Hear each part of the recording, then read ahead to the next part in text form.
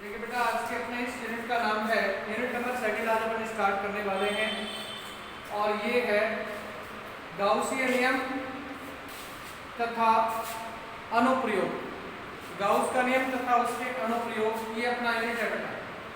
और इसमें पहला जो पॉइंट है वो है विद्युत फ्लक्स, इलेक्ट्रिक फ्लक्स है इसमें पहला पॉइंट। तो देखिए आप लोग, मैं यहाँ पे पॉइंट डाल देता हूँ। विद्युत फ्लक्स, विद्युत फ्लक्स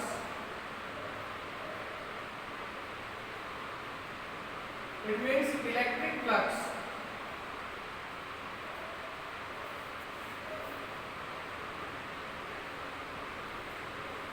इलेक्ट्रिक फ्लक्स या विद्युत फ्लक्स किसे कहते हैं भाई? विद्युत क्षेत्र रेखाओं के किसी इकाई क्षेत्रफल में से होकर गुजरने वाली विद्युत क्षेत्र रेखाओं की संख्या को क्या कहते हैं? विद्युत फ्लक्स कहते हैं। या फिर किसी क्षेत्र विशेष में होकर के गुजरने वाली विद्युत क्षेत्र रेखाओं की संख्या को क्या कहते हैं? विद्युत फ्लक्स कहते हैं। यदि मान लीजिए अपने पास ये कोई निश्चित क्षेत्रफल है,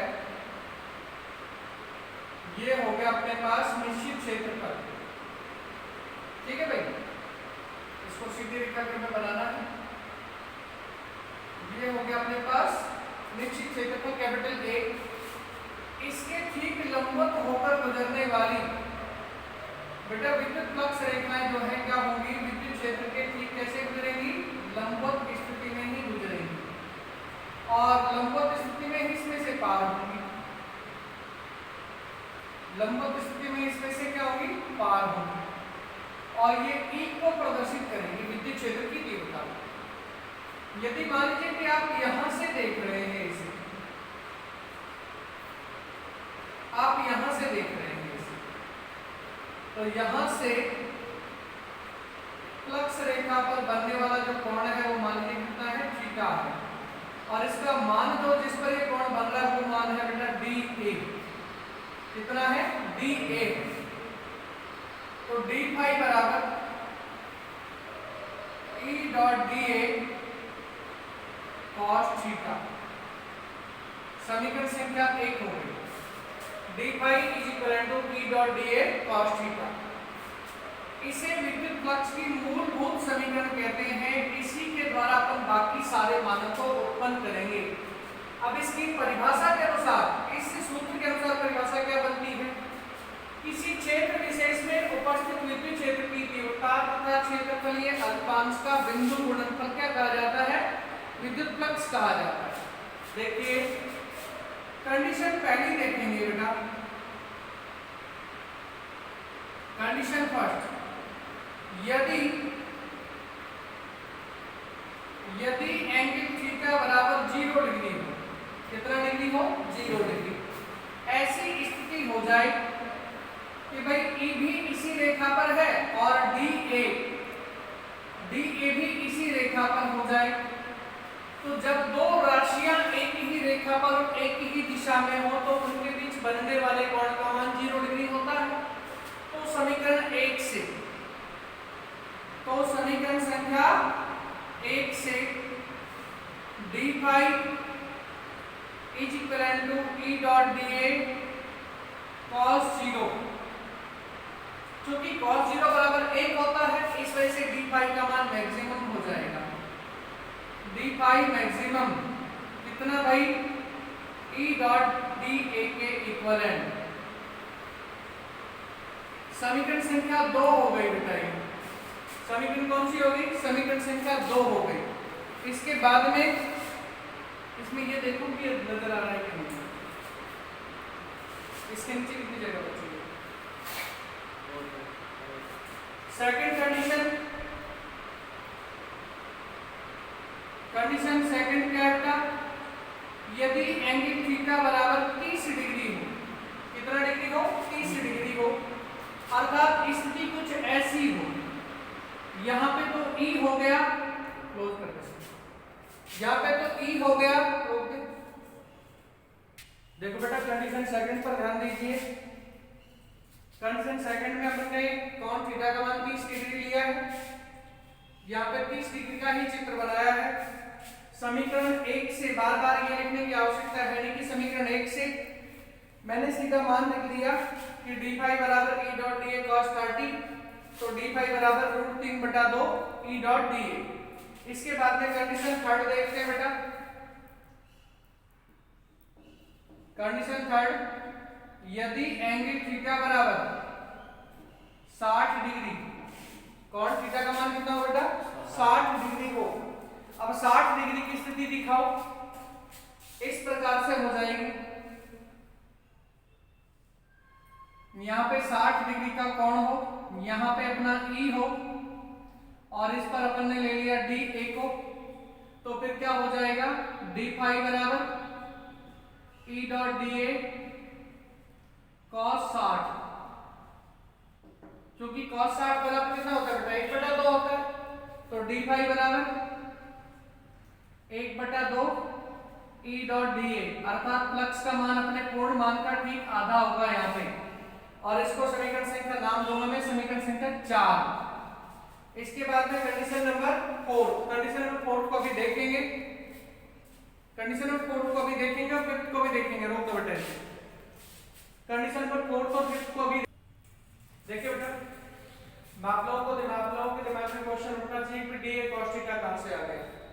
इसलिए देखो मैंने आप लोगों को यहाँ पे छोटा त्रिभुज, ये वाला छोटा जो त्रिभुज है वो यहाँ पे निकाला है ए बी सी।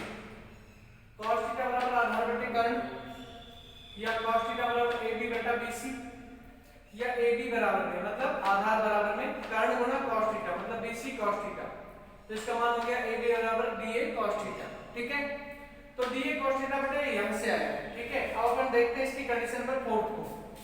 इसकी कंडीशन नंबर 4 को देखते हैं बेटा। देखिए आप लोग कंडीशन नंबर 4 देखो,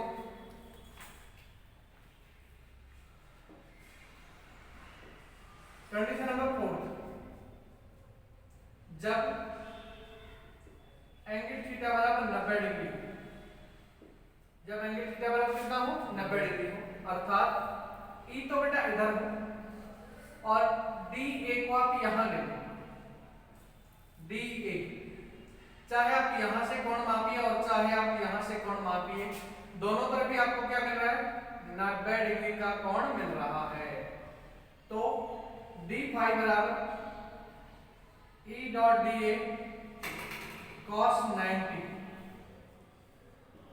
cos 90 का मान सबको पता होना चाहिए कितना होता है बेटा 0 होता है। तो डी फाई का मान भी कैसा हो जाएगा मिनिमम, कम से कम हो जाएगा कितना 0। डी फाई का मान मिनिमम हो गया और कितना हो गया 0 हो गया।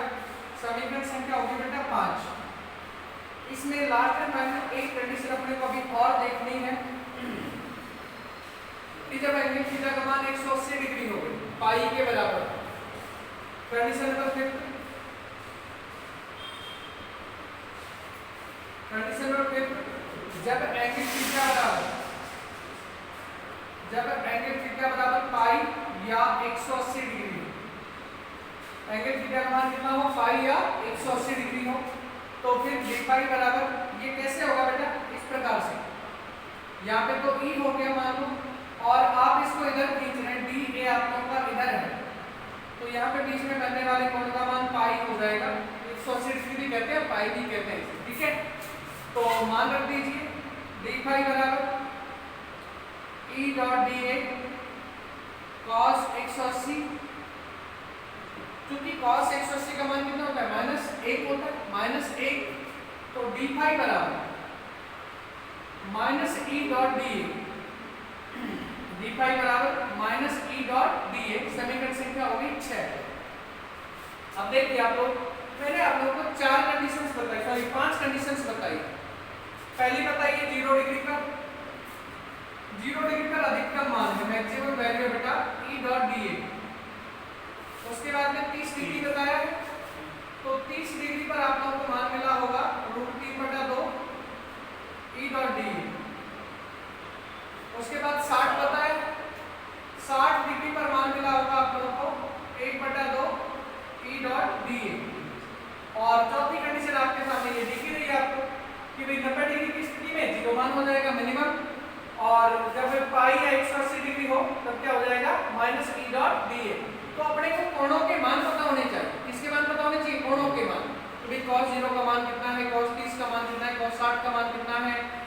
90 का मान कितना, cos 180 का मान कितना है। यदि ये सारी चीजें अपने को पता है तो अपन इसमें बड़े आराम से इनके अलग अलग मान ज्ञात कर सकते हैं। हम क्या कर सकते हैं, इनमें इनके अलग अलग मानों को ज्ञात कर सकते हैं। तो एक काम करो बेटा, आप लोग लिख लो फटाक से, इसे जल्दी से लिख लीजिए, इसे फटाक से। देखो बेटे, अब अपन फ्लक्स का मात्रक वगैरह देखेंगे, मात्रक देखेंगे, इसकी विमा देखेंगे, इसकी नेचर देखेंगे कि ये वेक्टर है या स्केलर है, मतलब सदिश है या अदिश है। ये सारी चीजें अपने को पता होनी चाहिए। देखो इसका मात्रक देखो, सबसे पहले तो मात्रक के लिए अपने को इसका सूत्र पता होना चाहिए। सूत्र है इसका डी पाई बराबर ई डॉट डी ए। कॉस थीटा होता है, लेकिन कॉस थीटा को हटाओ, थीटा को हटा दो ना, तो कॉस थीटा हट जाएगा। तो ई डॉट डी ए, ई का मात्रक क्या हो गया बेटा, वोल्ट प्रति मीटर, और क्षेत्रफल का मात्रक हो जाएगा मीटर स्क्वायर। तो रियल मात्रक क्या बनेगा, वोल्ट गुणा मीटर। मात्रक क्या बन गया, वोल्ट गुणा मीटर। अब देखो, अब इसकी विमा देखो, क्या देखनी इसकी विमा। विमा क्या है, डायमेंशन क्या है इसकी, इसकी डायमेंशन क्या है बेटा, देखो विद्युत क्षेत्र की तीव्रता की विमा है m1 l1 t inverse 3 a inverse 1, और क्षेत्रफल की विमा हो जाएगी l2। तो एडजस्ट कर लो इसे, m1 l3, क्योंकि एक ये और दो ये, l3 3 की पावर -3 1 की पावर -1। इसका मात्रक हो गया बेटा वोल्ट गुणा मीटर, और विमा हो गई इसकी m1 l3 t inverse 3 a inverse 1। अब देखो इसकी प्रकृति भी देख लेते हैं कि भी सदिश है या अदिश है। तो देखो बेटा, इसको देखेंगे हम लोग, तो इसकी प्रकृति कैसी है, अदिश राशि है। ये कैसी राशि है, ये अदिश राशि है। और अदिश राशि होने का कारण क्या है, सबसे पहला तो कारण है बेटा डॉट प्रोडक्ट में, डॉट से प्राप्त होता है, अर्थात डॉट प्रोडक्ट है।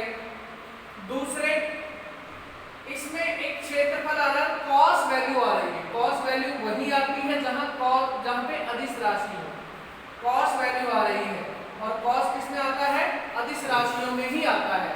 सदिश राशियों में साइन आता है। जो अपना जो क्रॉस गुणनफल जो होता है वो कौन सी राशि के लिए आता है, वो सदिश राशि के लिए आता है। डॉट जो प्रोडक्ट है वो हमेशा कैसी राशि होते हैं, अदिश राशि होते हैं। अपना नेक्स्ट जो पॉइंट है इसको लिख लो पहले तो आप लोग। अपना जो नेक्स्ट जो पॉइंट होगा वो होगा आवेश वितरण, आवेश वितरण तथा आवेशों का घनत्व। इससे अगला अपना पॉइंट होगा आवेश वितरण तथा आवेशों का घनत्व। ये होगा बेटा अगला पॉइंट। देखिए अभी नेक्स्ट पॉइंट है बेटा अपना आवेश वितरण। आवेश वितरण,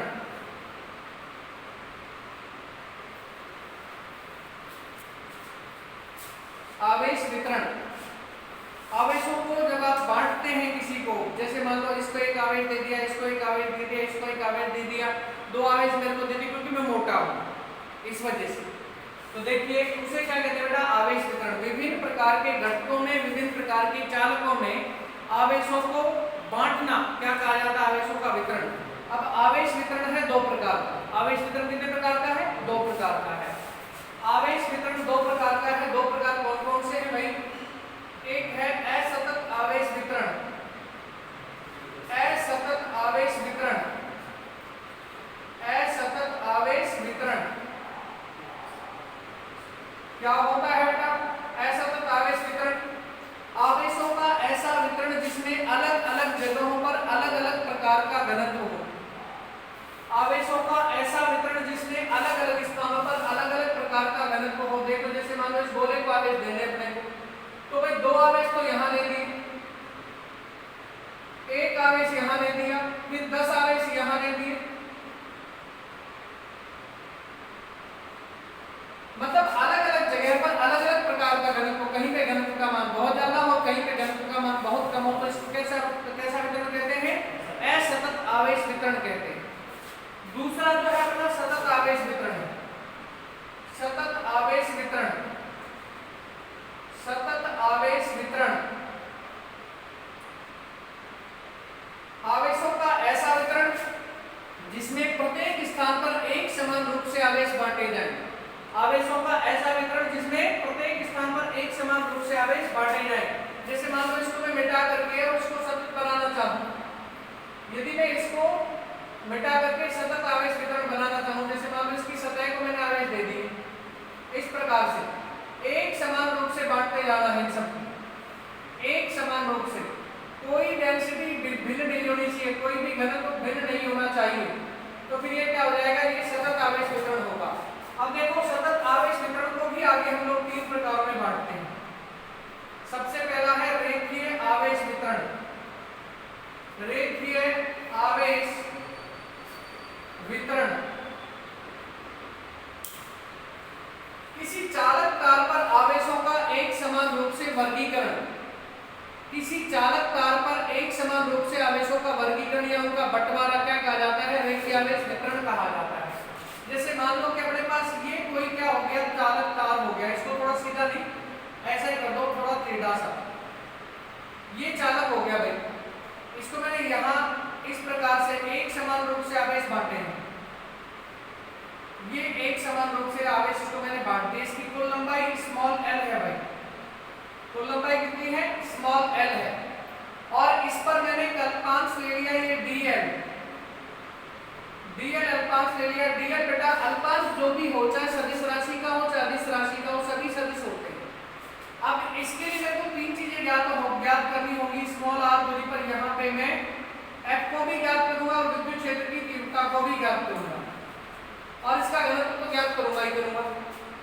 तो इसकी घनत्व के बारे में सुनो पहले। तो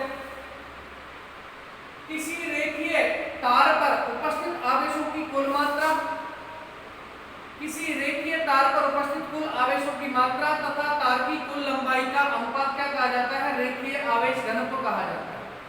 अर्थात लैम्डा बराबर कुल आवेश बटे में कुल लंबाई, कुल लंबाई, अर्थात लैम्डा बराबर क्या हो जाएगा, सिग्मा क्यू बटे में एल। समीकरण संख्या 1 हो गई। इसका मात्रक वगैरह देखो, इसका मात्रक होगा कूलम प्रति मीटर, क्योंकि क्यू आवेश का मात्रक कूलम और एल लंबाई का मात्रक मीटर, तो इसका मात्रक क्या हो गया, कूलम प्रति मीटर। मात्रक भी लिख लेते हैं, बाद में अपने को प्रॉब्लम नहीं रहेगी। मात्रक क्या हो गया, कूलम प्रति मीटर, और विमा भी साथ साथ ही लिख लो। विमा क्या हो जाएगी, विमा क्या हो जाएगी, विमा होगी इसकी L इनवर्स 180, L इनवर्स 180, क्योंकि देखो बेटा मीटर नीचे था, अब ऊपर ले जाएंगे तो क्या होगा, L की पावर माइनस 1 ही होगी। ठीक है, अब देखो यहाँ पे तो अल्पांश लिया है, इसके लिए बात करते हैं। तो डीएल अल्पांश पर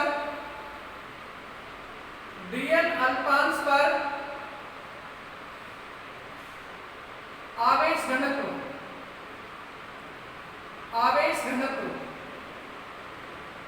डीएल अल्पांश पर आवेश घनत्व देखना, इसमें दिख रहा है, डीएल अल्पांश पर आवेश घनत्व। देखो भाई क्या होगा, इधर देखो, लैम्डा बराबर क्या होगा बेटा, इस डीएल पर कितने आवेश हो सकते हैं, डीक्यू ही तो हो सकते हैं भाई। पूरे पर जब सिग्मा क्यू थे एल पर, तो इस डीएल पर कितने होंगे, डीक्यू होंगे।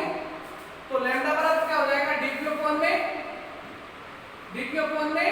डीएल, या फिर डीक्यू बराबर क्या हो जाएगा, लैम्डा डॉट डीएल। समीकरण संख्या 2 हो गई। अब इसी अल्पांश के संदर्भ में अपन बल और विद्युत क्षेत्र की तीव्रता दोनों का मापन करेंगे। अल्पांश पर बल, अल्पांश डीएल पर बल, और बल का स्थिर वैद्युत बल देखेंगे भाई, डीएफ बराबर के Q D Q, Q zero बेटा, यहाँ पे क्यू जीरो को बिठा दो, क्यू जीरो को बिठा दो, यहाँ पे क्यू जीरो को बिठा दो, और इसको थोड़ा एडजस्ट करके ऐसे लिखूंगा, के D Q dot Q zero बटे में आर स्क्वायर, कि भाई दोनों आवेशों के बीच लगने वाला स्थिर वैद्युत बल दोनों आवेशों के गुणनफल के समानुपाती तथा उनके बीच की दूरी के वर्ग के समानुपाती होता है। ये अपना स्थिर वैद्युत बल का नियम है, वो यहाँ भी काम आ रहा है पिछले यूनिट वाला, ध्यान रखना बेटा इसको। df बराबर हो गया k dq dot q0 upon में r स्क्वायर। बेटा dq का मान आपके पास नहीं है, समीकरण संख्या 2 में मान रहा आपके पास, तो समीकरण 2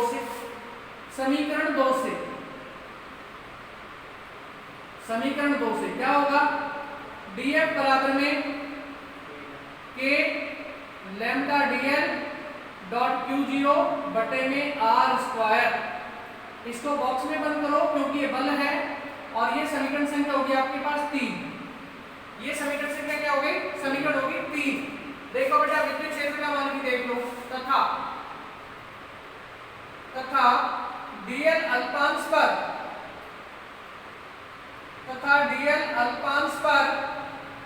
विद्युत क्षेत्र,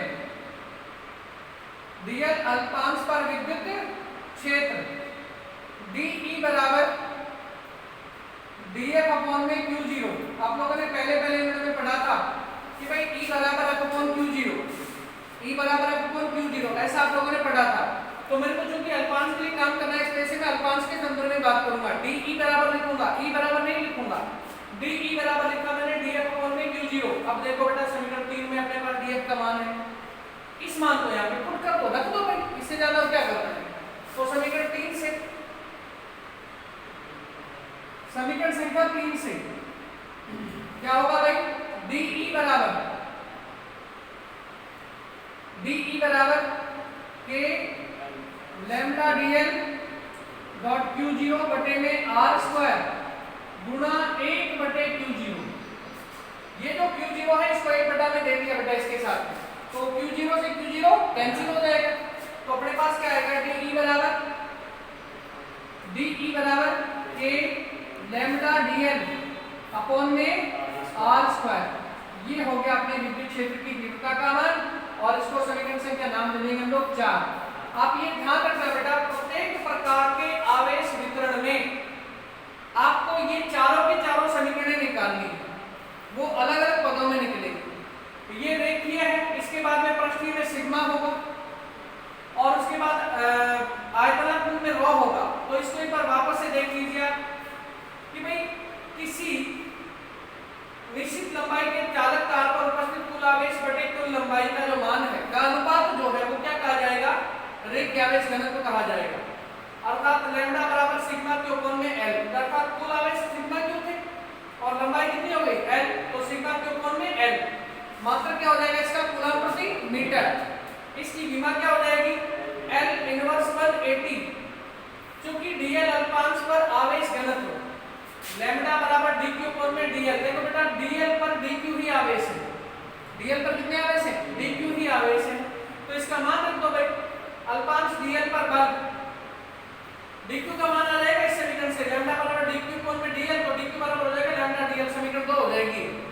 अल्पांश dl पर बल, df बराबर में k dq dot q0 upon में r स्क्वायर, समीकरण 2 से। इस समीकरण 2 से dq का मान रख दो, इसमें क्या हो जाएगा, df बराबर k lambda dl q0 upon में r स्क्वायर, df बराबर k lambda dl q0 upon में r स्क्वायर। तो अब इसके बाद हम विद्युत क्षेत्र का मान भी निकाल लो कि भाई अल्पांश dl पर विद्युत क्षेत्र dE बराबर df अपॉन में q0, समीकरण 3 से। इस समीकरण 3 से मान रखना है, dE बराबर क्या हो जाएगा, k lambda dl q0 upon में r स्क्वायर गुणा 1 बटा q0। q0 से q0 क्या हो जाएगा, कट जाएगा, और कटने के बाद में अपने पास मान क्या आएगा, dE बराबर k लैम्डा dl अपॉन में r स्क्वायर। ये अपने पास मान हो जाएगा बेटा। तो आज का वीडियो जो है अपना यहीं पे पूरा होता है। ओके।